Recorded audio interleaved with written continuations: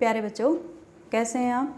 आशा करती हूँ कि आप सभी अच्छे होंगे और जो भी विषय संबंधी आपको वीडियो भेजी जा रही हैं आप उनका अध्ययन भी कर रहे होंगे। तो जो हमने लोजाइनस का उदात्तवाद का सिद्धांत जो भाग 1 जो आपको करवाया था, उसमें आपने देखा कि उदात्त के पक्ष पर हमने चर्चा कर ली थी। थोड़ा सा इसलिए आपको दिखाया जा रहा है स्लाइड पे कि लोजाइनस के जो उदात्तवाद का सिद्धांत था, ठीक है, उसमें उदात्त के पक्ष जो हैं वो सबसे महत्वपूर्ण हैं। और इन पक्ष के अंतर्गत 3 तो पक्ष होते हैं इसके, अंतरंग, बहिरंग और विरोधी। ठीक है, जल्दी जल्दी इस पर हम एक बार करेंगे क्योंकि संक्षिप्त में तो पहली वीडियो में मैं आपको बता चुकी हूँ। लेकिन आज हम जो है अंतरंग तत्व उन पर चर्चा करेंगे, बहिरंग तत्व जो 3 बताए थे उन पर चर्चा करेंगे और विरोधी तत्व जो बताए थे 3 उन पर हम चर्चा करेंगे। तो अंतरंग तत्व और बहिरंग जो तत्व हैं, ये 5 तत्व जो हैं, 2 अंतरंग के और 3 बहिरंग के, 5 तत्व, इन पर हम चर्चा करेंगे और विरोधी तत्व बताएंगे कि काव्य के विरोधी तत्व क्या होते हैं। ठीक है, तो अब हम अपना शुरू करते हैं कि अंतरंग तत्व पर चर्चा करते हैं हम। जो अंतरंग जो हमारे तत्व हैं वह जन्मजात होते हैं, गॉड गिफ्टेड जिसको हम कह देते हैं कि ये तो जन्म से ही है इसके अंदर। लेकिन कुछ ऐसे कहते हैं ना कि अपवाद तो होते हैं, इसको अभ्यास के द्वारा भी, लेकिन कठोर परिश्रम से इसको अर्जित भी किया जा सकता है। तो सबसे पहला ही जो हमारा है महान धारणाओं की क्षमता, जिस पर हमने चर्चा करी थी। महान धारणाओं की क्षमता क्या होती है? महान विचारों से समझते हैं हम। ठीक है, उदात्त का मूल आधार क्या है? महान विचार। ठीक है, तो लोजाइनस इसके बारे में क्या कहता है? महान विचारों के बारे में कि उस कवि की रचना महान हो सकती है जिसमें महान धारणाओं की क्षमता हो, अर्थात उस कवि की रचना ही महान होगी जिस कवि के महान विचारों की क्षमता होगी। धारणाओं से मतलब क्या है? क्षमता से। ठीक है, दूसरी बात क्या कहते हैं लोजाइनस कि कवि को महान बनने के लिए अपनी आत्मा में उदात्त विचारों का पोषण करना होगा, अर्थात कवि की आत्मा जो है वो जितनी सच्ची होगी, ठीक है, उसके विचार भी उतने ही सच्चे होंगे और उसी सच्चाई के साथ वो अपने काव्य में उन्हें प्रयुक्त करेगा। ठीक है, अगली बात क्या कहता है? भावों और विचारों की उदात्तता ही साहित्य सर्जना को प्रेरित करती है। अभी देखिए 2 बात बता दी इन्होंने, भावों और विचारों की उदात्तता, कि भाव भी उसके अच्छे होने चाहिए और विचार भी। कहता है भाव और विचार की जो उदात्तता यानी उत्कृष्टता है, ऊंचाई जो है, वही साहित्य सर्जना को प्रेरित करती है। किसी कवि को साहित्य सर्जना करने के लिए उसके भाव और विचार ही प्रेरित करते हैं। इसमें उन्होंने कोई भी जो हम काव्य रचना करते हैं, ठीक है, उसमें रचना के 2 पक्ष बताए हैं उन्होंने। पहला पक्ष बताया अनुभूति पक्ष, जैसा कि आप स्लाइड पर देख रहे हो, और दूसरा पक्ष उन्होंने बताया है अभिव्यक्ति पक्ष। तो जो ये अनुभूति जो पक्ष है, अनुभूति में क्या है कि कवि किसी विषय पर अनुभव करता है। ठीक है, कवि किसी विषय पर क्या अनुभव करता है, क्या महसूस करता है, ये बात अनुभूति पक्ष में आती है कि वो किसी बात को कितनी गहनता से अनुभव करता है और अपनी रचना के अंदर उसमें लिखता है। तो जैसे कि मान लीजिए एक हम एग्जाम्पल से आपको बताते हैं कि निराला का जो है तोड़ती पत्थर, निराला जी ने तोड़ती पत्थर कविता लिखी। तो उस तोड़ती पत्थर कविता में निराला जी ने उस महिला को जब पत्थर तोड़ते हुए देखा तो उसने जो है उसके भावों को अनुभव किया, उसकी पीड़ा को अनुभव किया। तब उन्होंने लिखा कि वह तोड़ती पत्थर देखा मैंने उसको इलाहाबाद के पथ पर। समझिए अब आप। और दूसरी इसमें जो रचना में जो दूसरा उन्होंने पक्ष बताया है वो है अभिव्यक्ति का पक्ष। ठीक है, अब जो कवि ने जितना उसको अनुभव किया उस पीड़ा को, उसको अपने शब्दों के द्वारा शब्द योजना उन्होंने कैसी तैयार की और कैसे उसे अभिव्यक्त किया, ये रचना के अंतर्गत पक्ष आता है। ठीक है, एक तो होता है अनुभूति पक्ष, जो अभी मैंने बताया कि किसी भी घटना को देखकर या किसी भी व्यक्ति विशेष को देखकर किसी कवि के मन में कौन सी अनुभूति जागती है, कौन से भाव उत्पन्न होते हैं, ये मायने रखता है। जैसे कि अभी मैंने निराला जी के बारे में बताया। और दूसरी बात कि निराला जी ने उन्हें देखा पत्थर तोड़ते हुए, फिर उनकी जो अनुभूति थी उसको उन्होंने कैसे अभिव्यक्त किया। अभिव्यक्ति क्या दी उन्होंने कि वह तोड़ती पत्थर, देखा मैंने उसको इलाहाबाद के पथ पर। मैं आपको उदाहरण से इसलिए समझा रही हूँ क्योंकि काव्य शास्त्र का जो टॉपिक होता है वो हमारा कठिन होता है, बच्चे उसको पढ़ने में बहुत अधिक कठिनाई महसूस करते हैं। लेकिन अगर कोई ध्यान से पढ़े तो काव्य शास्त्र ही सबसे इजी टॉपिक लगता है मेरे अकॉर्डिंग। ठीक है, मैं अपने अनुसार बता रही हूँ कि मुझे काव्य शास्त्र सबसे आसान लगता है क्योंकि इसमें सिद्धांत हैं, धारणाएं हैं, कवियों के विचार दिए हुए हैं, और यही तो है सभी के अंदर कि अच्छी कविता कैसे लिखी जाए और कविता लिखने का मूल आधार क्या होना चाहिए। ठीक है, तो अब हम अगली लोजाइनस के विचार पर चर्चा करते हैं कि कवि की कल्पना में उच्चता और विराटता होनी चाहिए, कि कवि की जो कल्पना है वो तुच्छ नहीं होनी चाहिए। ठीक है, वो कैसी होनी चाहिए, वो बहुत ही ऊंची होनी चाहिए, उम्दा किस्म की होनी चाहिए, और उसमें बहुत ही विराटता होनी चाहिए। और महान कवियों की महान रचनाओं में महान विषयों की उद्भावना रहती है कि जो कवि महान होगा उसकी रचना भी महान होगी, और उसने जिस विषय वस्तु को रचना के लिए चुना होगा वो भी महान होगी। जब कवि के अंदर महान विचार होंगे तभी तो वह काव्य को महानता प्रदान कर सकता है, अर्थात जिसके विचार ही तुच्छ होंगे वो किसी रचना को महानता कैसे दे सकता है। जैसे कि हम देखते हैं, एक एग्जाम्पल और देख लेते हैं इसमें कि कवि की महानता के विषय में, कि जैसे कि हम भरत भारती में देखते हैं। भरत भारती जो रचना है मैथिली शरण गुप्त जी के द्वारा लिखी गई, उनकी कुछ पंक्तियाँ मुझे बड़ी ही आंदोलित कर देती हैं। वो कहती है हम कौन थे, यानी बहुत ही विचार करने योग्य पंक्तियां हैं कि हम कौन थे, क्या हो गए और क्या होंगे अभी, आओ विचारे आज मिलकर ये समस्याएं सभी। तो इस प्रकार की जो पंक्तियां हैं, तो जो कोई महान कवि होगा उसके विचार महान होंगे तभी तो वह किसी महान विषय पर अपनी अभिव्यक्ति दे पाएगा।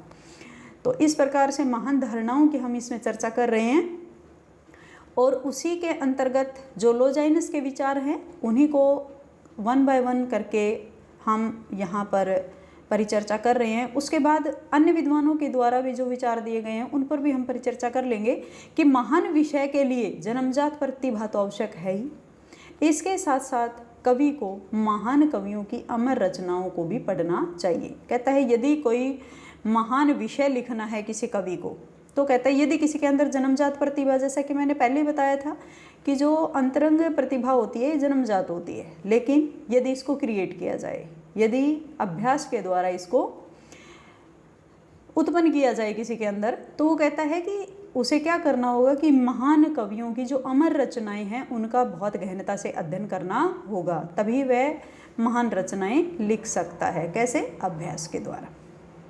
लेकिन जो जन्मजात ही जिसकी प्रतिभा है वो तो वैसे भी लिख देगा, उसे बहुत अधिक अभ्यास की आवश्यकता नहीं है। और अगले लोजाइनस जी क्या कहते हैं कि महान रचनाओं को पढ़ने से रचनाकार को नए संस्कार, नए विचार, और कहता है नई शक्ति, नए भाव और एक अद्भुत प्रेरणा मिलती है। कहता है जब हम महान रचनाओं को पढ़ते हैं, ये तो बिल्कुल सही बात है कि जितने महान कवियों की महान रचनाओं को हम पढ़ेंगे उतनी ही हमारे अंदर ज्ञान का भंडार आएगा, नए विचार आएंगे, नई शक्ति आएगी, और इतना ही नहीं, नए नए भाव हमारे अंदर जागृत होंगे और एक अद्भुत प्रेरणा शक्ति हमारे अंदर होगी। क्योंकि बहुत सारी रचनाएं ऐसी होती हैं जो प्रेरणादायक होती हैं। ठीक है, यहाँ जैसे कुछ पंक्तियाँ मुझे याद आ रही हैं कि संदेश यहाँ मैं नहीं स्वर्ग का लाया, इस भूतल को ही स्वर्ग बनाने आया। यहाँ श्री रामचंद्र जी के ऊपर हैं ये पंक्तियाँ कि उन पर एक कविता लिखी गई थी, तो उसमें ये पंक्तियाँ हैं जो कि एक तरह से प्रेरणा स्वरूप हैं। तो मानव मन की विराटता ही गरिमामयी विषय पर उदात्त काव्य रचना कर सकती है। तो मानव मन भी कैसा होना चाहिए? विराटता होनी चाहिए उसके अंदर, उसमें तुच्छता नहीं होनी चाहिए, उसमें छोटापन नहीं होना चाहिए, तभी वह किसी विषय पर गरिमामयी रचना लिख सकता है।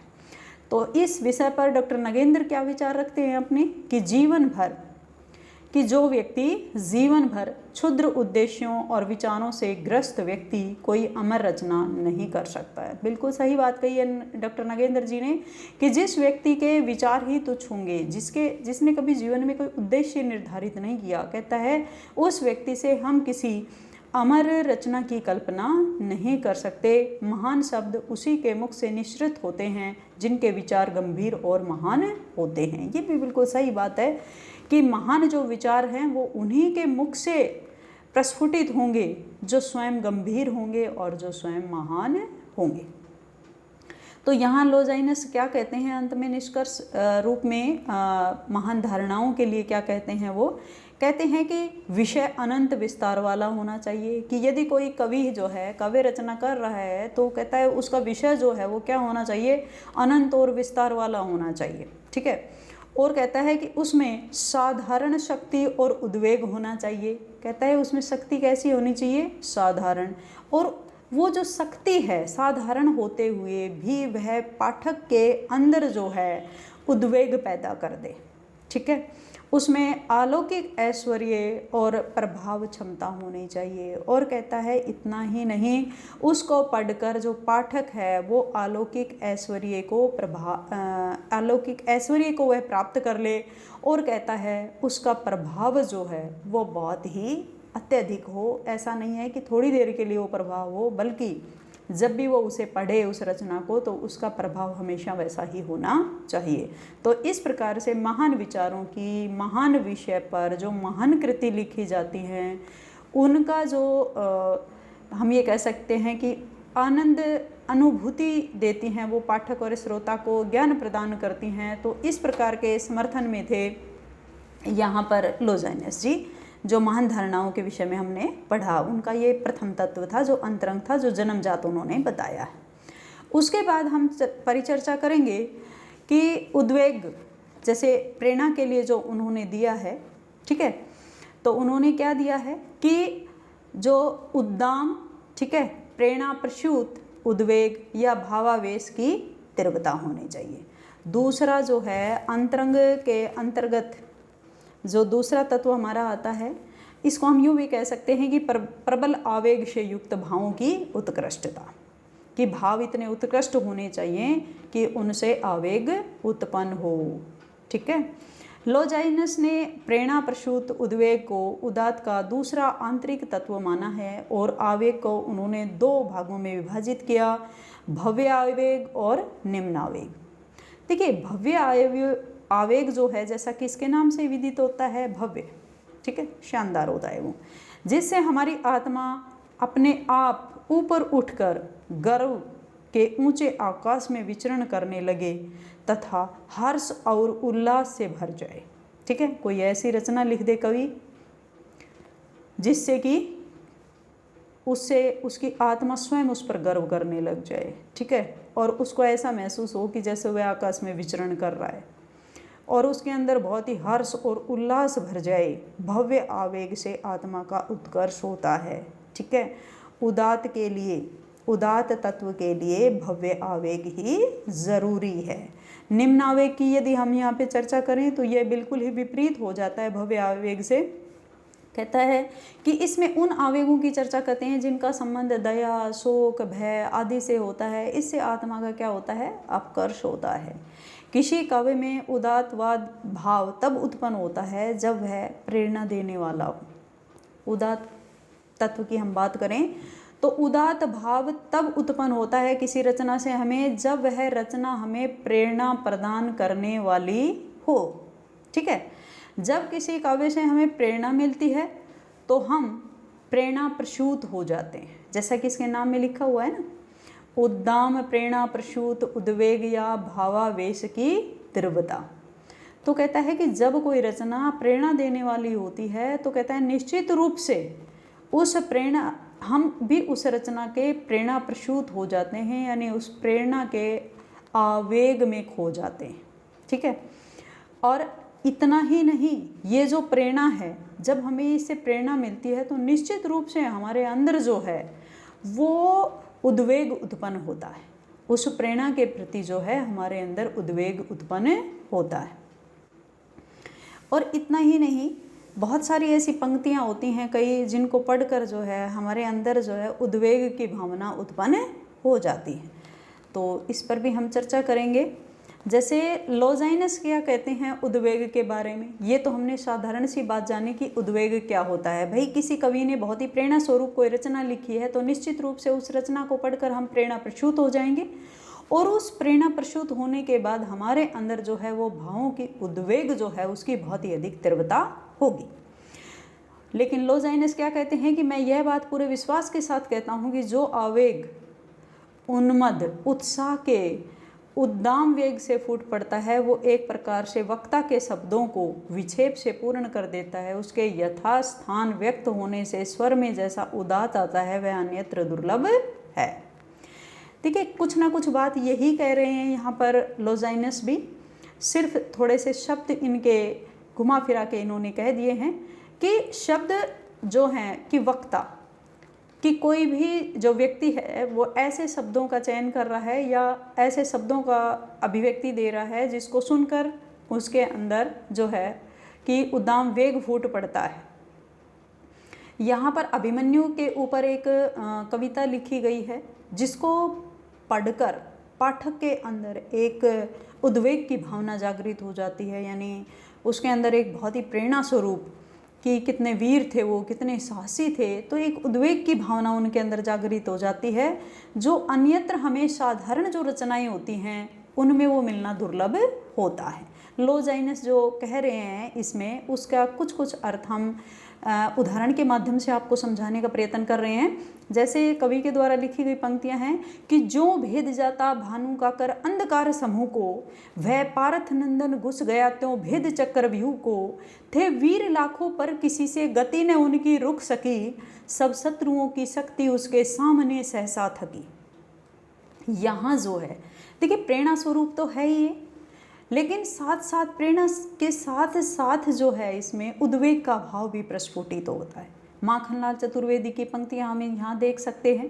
ठीक है, तो ये क्या कहते हैं आगे लॉजाइनस ने भव्य आवेग को आवश्यक माना है और कहता है किसी भी रचना में इस प्रकार का जो आवेग है वो बहुत ही आवश्यक होता है, वे उसी को उदात्त मानते हैं क्योंकि वही रचना का जो है वो उदात्त तत्व होता है, वही रचना उदात्त होती है जो अपनी ऊर्जा उल्लास आदि से समन्वित प्रभाव से ऐसी अनुभूति को जन्म देता है जो पाठक की संपूर्ण चेतना को अभिभूत कर देता है। अर्थात एक ऐसी प्रेरणा, एक ऐसी ऊर्जा, एक ऐसा उल्लास उसके अंदर भर देता है, ऊर्जा शक्ति उसके अंदर आ जाती है उस कविता को पढ़कर या सुनकर पाठक या श्रोता को।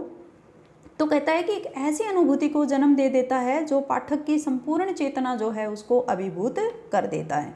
देखिए माखनलाल चतुर्वेदी की कुछ पंक्तियां हैं, वो कहता है कि मुझे तोड़ लेना मनमाली, उस पथ पर तुम देना फेंक, मातृभूमि पर शीश चढ़ाने जिस पथ जावे वीर अनेक। प्रेरणा स्वरूप तो है ही, और यह भारत के नौजवानों में एक ऐसा ऊर्जा और उल्लास भर देती है जिससे कि उनके अंदर एक ऐसी अनुभूति जन्म ले देती है जो उनकी जो खुद की संपूर्ण चेतना होती है ना वो अभिभूत हो जाती है।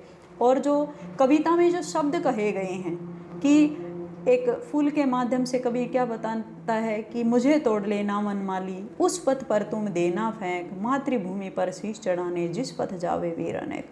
तो इस प्रकार की जो प्रेरणादायक जो कविताएं हैं, रचनाएं हैं, तो यहाँ कवि कहता है कि इस प्रकार का जो काव्य है वो एक अलग ऊर्जा को, एक अलग उल्लास को हमारे अंदर भर देता है और कहता है कि हमारी जो संपूर्ण चेतना है वो अभिभूत हो जाती है और हम बस उसी की प्रेरणा स्वरूप खो जाते, उसी की प्रेरणा से प्रसूत हो जाते हैं।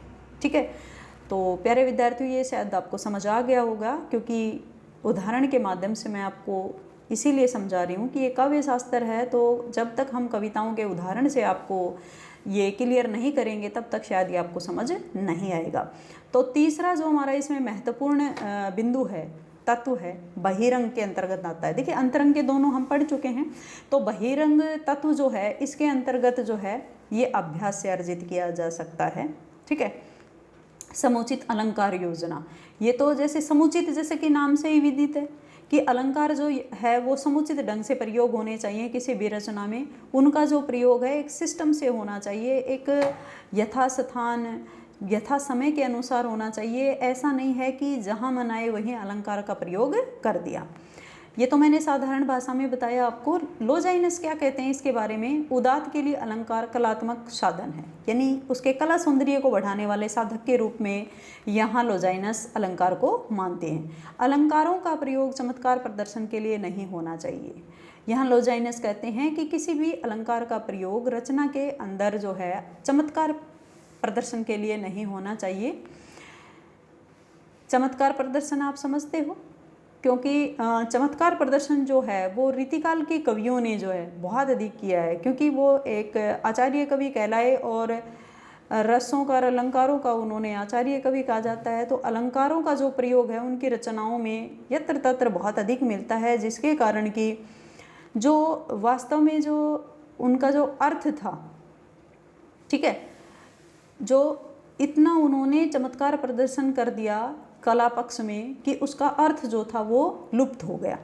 इस प्रकार का बिहारीलाल का जैसे एक दो आता है कि इति आवती चली जाती उत 6 सातक हाथ, चढ़ी हिंडोले सी रहे लगी उसासनों साथ।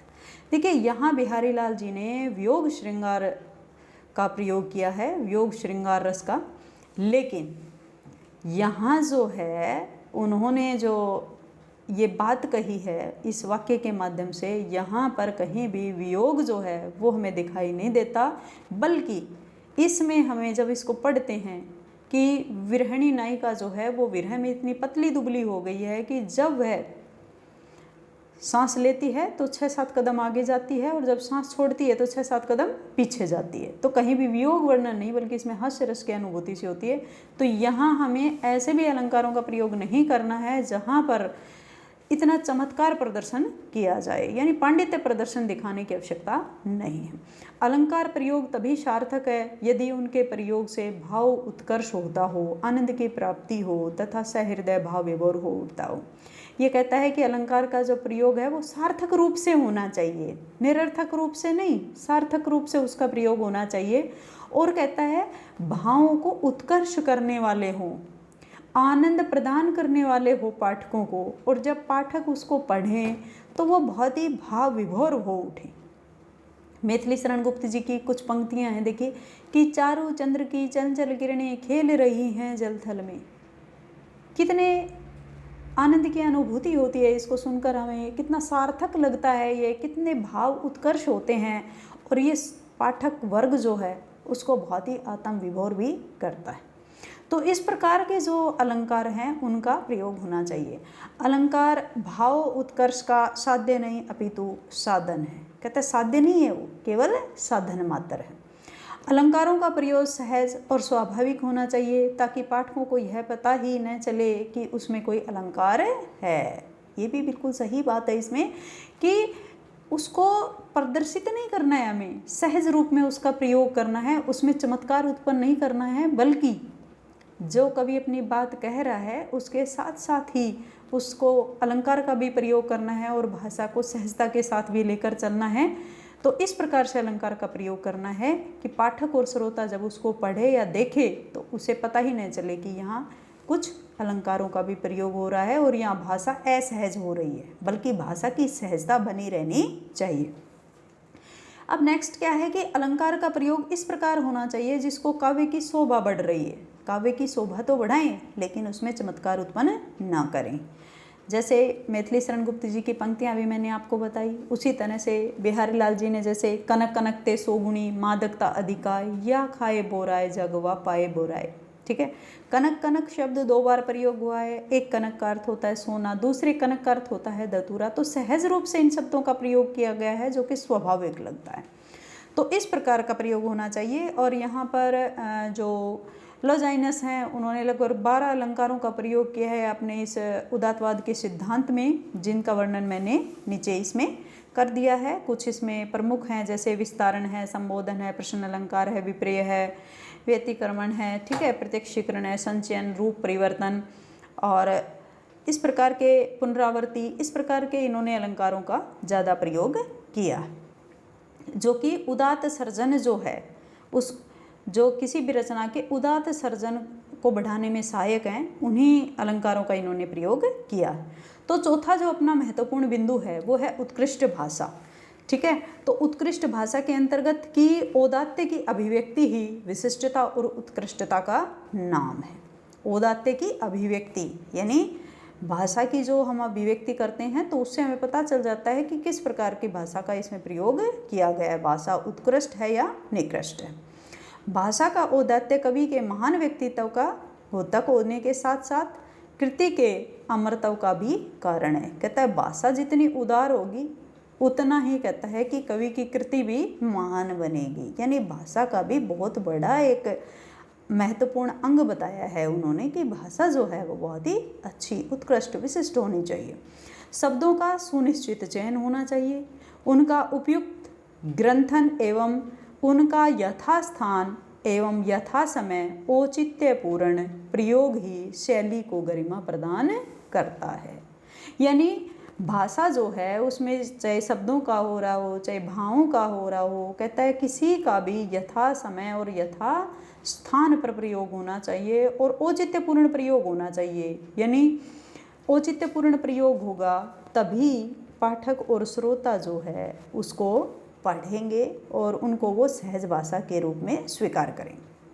अब लोजाइनस जी क्या कहते हैं कि सुंदर शब्द ही वास्तव में विचार को विशेष प्रकार का आलोक प्रदान करते हैं। कहता है जितने सुंदर शब्द होंगे, ठीक है, वास्तव में विचार को विशेष प्रकार से आलोक प्रदान करते हैं कि जो भी हम विचार कह रहे हैं यदि हम उसमें सुंदर शब्दों का प्रयोग करते हैं तो कहता है पाठक या श्रोता को उतने ही अलौकिक करते हैं। तो ये तो बिल्कुल सही बात है कि जो शब्द चयन है वो हमारा बहुत अच्छा होना चाहिए, बहुत सुंदर होना चाहिए। उदात्त भाषा का प्रभाव श्रोता के मन पर प्रत्यक्ष के रूप में नहीं वरन भाव उद्रेक के रूप में पड़ता है। कहता है प्रत्यय के रूप में नहीं पढ़ना चाहिए, प्रत्यय के रूप में नहीं बल्कि भावों को उद्वेग करने वाले, भावों को उद्वेग करने वाले के रूप में होना चाहिए। भाषा लोगों की समझ में आ जाए, इस प्रकार की उत्कृष्ट भाषा का प्रयोग हो, उसमें कठिन शब्दों से बचा जाए, यानी भाषा की क्लिष्टता से वहाँ हमें बचना चाहिए।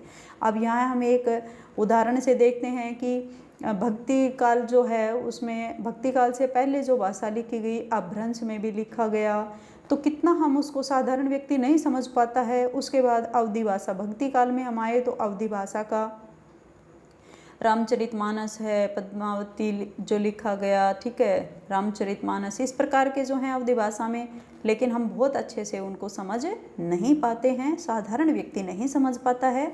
ब्रज भाषा में आए तो थोड़ा बहुत उसमें क्लिष्टता जो थी वो कम हुई कठिन शब्दों की, लेकिन जब ब्रज भाषा से खड़ी बोली में आए तो जो हमारी खड़ी बोली की भाषा है वो साधारण व्यक्ति को भी सहज रूप से समझ में आ जाती है। और इसी कारण से यही कारण है कि खड़ी बोली का अधिक साहित्य हमें प्राप्त होता है। तो इस प्रकार से जो हमारी भाषा है उसमें क्लिष्टता नहीं होनी चाहिए, वह सहज रूप में प्रयोग होनी चाहिए, उसमें सुनिश्चित चयन होना चाहिए, उपयुक्त ग्रंथन होना चाहिए और यथा समय और यथा स्थान पर औचित्यपूर्ण सबका प्रयोग होना चाहिए।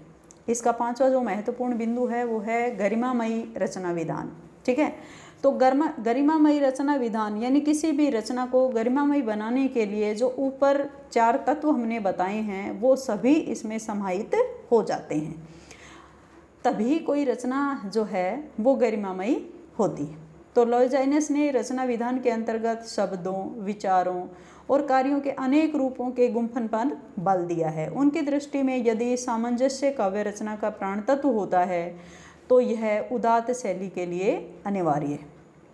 वो कहता है कि जितने भी तत्व इसमें बताए हैं, ऊपर 4 तत्व हमने आपको बताए कि महान विचार होने चाहिए, प्रेरणा प्रसूत होने चाहिए, उनमें उद्वेग होना चाहिए, ठीक है, अलंकार योजना बताई और भाषा की उत्कृष्टता बताई।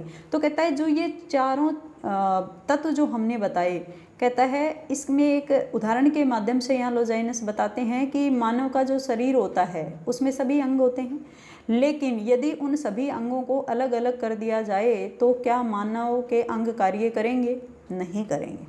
वो कहता है कि जब ये सभी अंग जो हैं, जब ये प्राण तत्व के साथ जब ये समाहित हो जाते हैं, ठीक है, प्राण तत्व होता है, सामंजस्य काव्य रचना का प्राण तत्व होता है। तो कहता है जब ये सभी अंग मिलते हैं प्राण तत्व के साथ तभी ये कार्य करते हैं। तो उन्होंने क्या कहा है कि सामंजस्य अर्थात जो भी ऊपर 4 तत्व हमने बताए हैं उन चारों तत्वों का किसी भी रचना में हम जब सामंजस्य कर देते हैं, यानी उचित ढंग से उनका समावेश कर देते हैं रचना में, तो कहता है कि वह जो रचना है वह उदात्त शैली प्राप्त कर लेती है। ठीक है। वहीं दूसरी बात क्या कहते हो, वही काव्य सृष्टि उत्कृष्ट है जो पाठकों को एक बार नहीं अपितु बार बार उत्तेजित और उद्वेलित कर सके, जो विभिन्न पेशों, आकांक्षाओं, युगों और भाषाओं के मनुष्यों के सम्मुख बार बार पढ़े जाने पर भी उन्हें प्रभावित कर सके। देखिए ये कहता है कि लोजाइनस जी क्या कहते हैं कि वही काव्य सृष्टि उत्कृष्ट है जो पाठकों, कहते पाठक एक बार पढ़े और उसको अच्छी लगे लेकिन वो दोबारा ना पढ़े उसको, तो भी कहता है कि वो रचना जो है वो उत्कृष्ट नहीं कही जा सकती। कि ऐसी रचना जो पाठक उसको बार बार पढ़े और फिर भी उसका बार बार उसको पढ़ने का मन करे और जब भी वह उसको पढ़े तो वो उतना ही उत्तेजित हो, उसको पढ़कर उतना ही उद्वेलित हो। यहाँ हम कबीरदास जी का उदाहरण ले सकते हैं।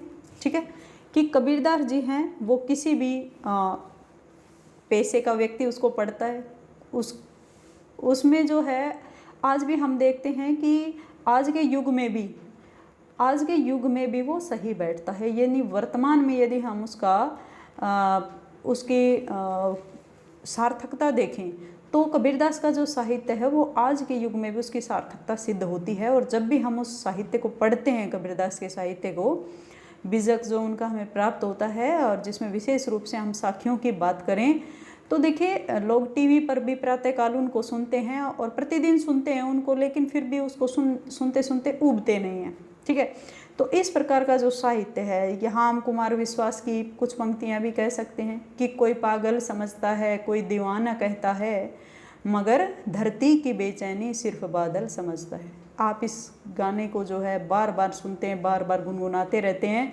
लेकिन कभी भी इसकी महत्ता कम नहीं होती। तो यहाँ कवि यही कहना चाहता है कि रचना ऐसी हो जिसकी महत्ता जो है वो एक बार पढ़ने से ही कम ना हो, बल्कि बार बार उसको पढ़ने के लिए प्रेरित हो पाठक। तो लोजाइनस के अनुसार ऐसा सामंजस्य ऊपर से सुंदर अवश्य लगता है परंतु उसमें गंभीरता नहीं रहती, वह बनावटी हो जाता है, क्योंकि सामंजस्य का रूप ही हमारा ध्यान आकर्षित करता है। कहता है कि ऐसा भी साहित्य नहीं होना चाहिए जो केवल ऊपर से सुंदर दिखाई दे हमें, लेकिन उसमें गंभीरता नहीं रहती है। कहता है कि नहीं, साहित्य में सारी ही चीज़ें होनी चाहिए। तो वो कहता है कि केवल शब्दार्थ नहीं होने चाहिए। ठीक है, तो केवल शब्द ही होंगे और उसका अर्थ नहीं होगा तो भी बात बनती नहीं है। तो इसलिए यहाँ ये कहते हैं कि सामंजस्य अर्थात विचार, भाव, अलंकार, भाषा, शब्द आदि का पूर्ण, ठीक है, संगुम्फन जो होता है आदि का पूर्ण रूप से सामंजस्य अर्थात उदात्त के चारों तत्वों का पूर्ण एवं उचित समन्वय ही भव्य रचना विधान कहलाता है। निष्कर्ष रूप में हम यही कह सकते हैं इसका। तो प्यारे विद्यार्थियों, ये जो 5 तत्वों की हमने इसमें चर्चा की और हम इसको समझाते समझाते उदाहरण के माध्यम से कि वीडियो काफ़ी लंबा हो गया, तो इसमें हमारे विरोधी तत्व जो थे, हमने अंतरंग और बहिरंग तत्वों की तो यहाँ पर चर्चा की, लेकिन हमारे जो विरोधी तत्व थे वो इसमें रह गए।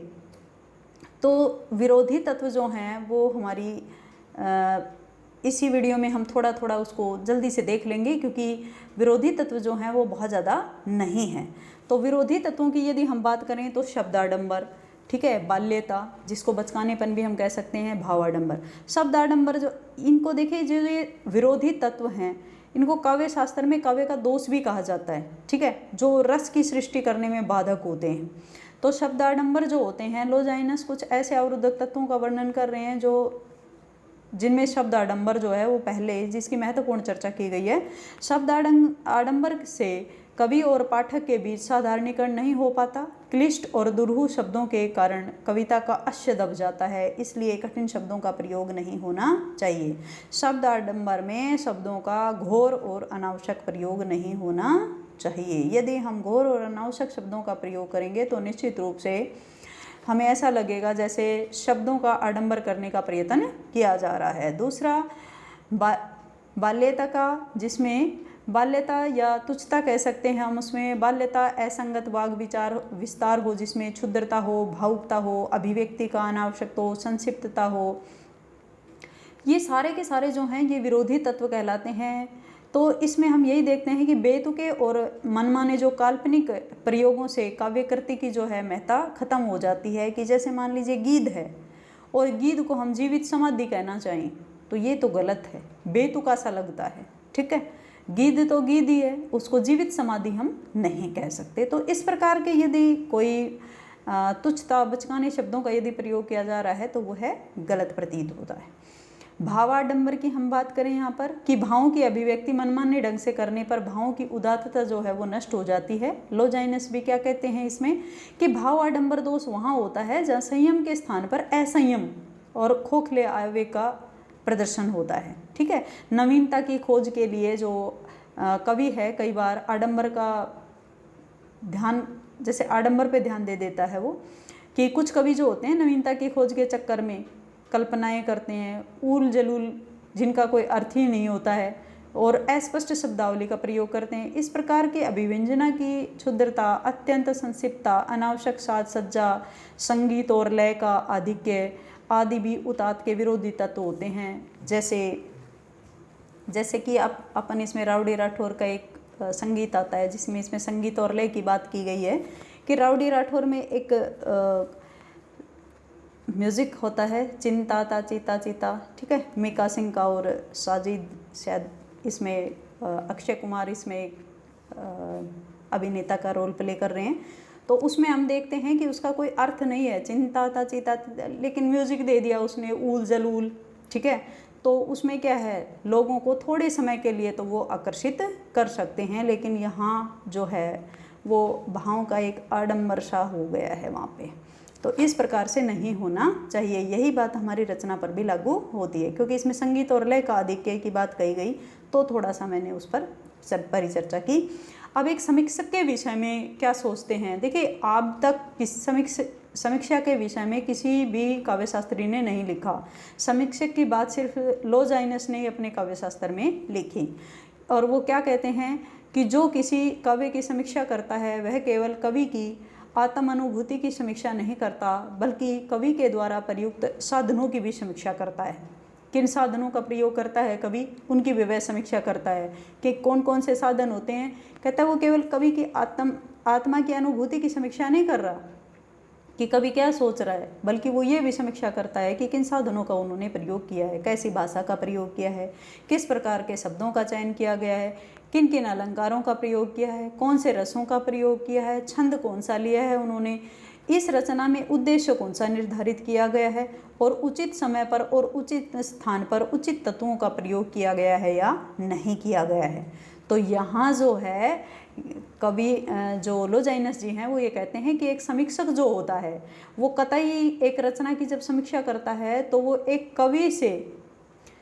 कवि और समीक्षक एक ही दायरे में जुड़ जाते हैं दोनों। ऐसा नहीं है कि एक समीक्षक जो होता है वो एक कवि जो होता है उससे अलग होता है, बल्कि दोनों ही जो हैं वो एक ही दायरे में आ जाते हैं। तो इस प्रकार की समीक्षा उन्होंने की है एक समीक्षक के रूप में। नेक्स्ट अंत में हम इसका निष्कर्ष देखेंगे जल्दी से, क्योंकि वीडियो हमारा बहुत लंबा हो गया है। निष्कर्ष हम यही कह सकते हैं कि लोजाइनस ने काव्य को श्रेष्ठ बनाने के लिए तत्वों पर विचार करते हुए इस सिद्धांत का प्रतिपादन किया। वे उदात्त को काव्य का श्रेष्ठ बनाने वाला तथा कवि की प्रतिष्ठा दिलाने वाला तत्व मानते हैं। यह उदात्त महान विचारों, संगठित अलंकार योजना, अभिजात्य पद रचना तथा प्रभाव की जो गरिमा है उसमें निहित होता है। कथानक में भावात्मकता, उत्तेजना पर बल देना उनके मौलिक चिंतन का परिणाम है। ठीक है, अंत में हम यही कह सकते हैं कि लोजाइनस का जो साहित्य है वह मूल प्रश्नों पर विचार करता है और उसके शाश्वत सिद्धांतों का उल्लेख किया है। यही उनकी सबसे बड़ी क्या है देन है। तो प्यारे विद्यार्थियों, हमारा जो ये वीडियो है काफ़ी लंबा हो गया है, लेकिन क्योंकि ये टॉपिक बहुत ही इम्पोर्टेंट था परीक्षा की दृष्टि से भी, नेट जेआरएफ की दृष्टि से भी, तो हमने इसको एक वीडियो में ही पढ़ाना ज़रूरी समझा।